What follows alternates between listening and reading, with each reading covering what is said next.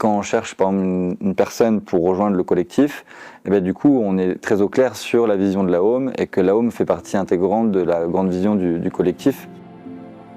J'ai pas choisi la paille porteuse en soi tout de suite quoi en fait. Au début j'avais une ossature métallique et je m'étais dit je vais prendre cette ossature métallique et je vais lui créer un manteau de paille.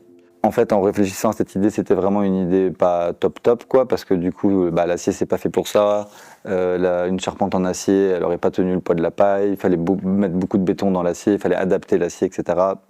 Donc en fait j'ai mis du temps, hein, j'ai essayé de chercher parce que j'avais cet acier là, du coup c'était bête de pas l'utiliser. Mais bon.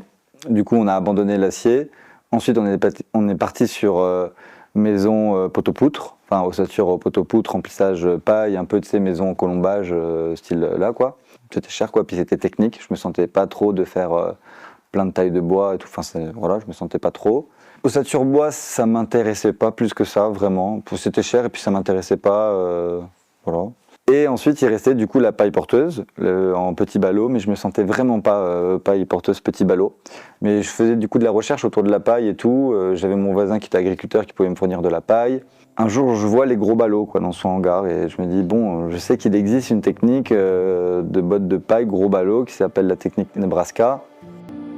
J'ai commencé à faire des recherches sur la technique Nebraska. J'ai un peu étudié l'historique de ces techniques-là. Dans le Gers, qui ont créé un éco-centre en paille porteuse. Je suis allé visiter leur bâtiment et ils ont mis en public tous les fiches techniques de leur bâtiment et c'était super clair pour moi.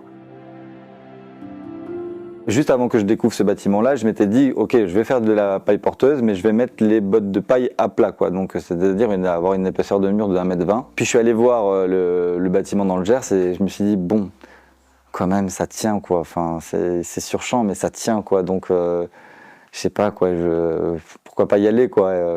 Et à un moment je l'ai juste senti corporellement quoi. C'était genre non en fait fais ça quoi. Mais sur champ, y a tout, va voir l'éco-centre si jamais tu les appelles. Voilà comment ça s'est fait, tu vois, ça a duré peut-être 2 ans, 1 an et demi de réflexion.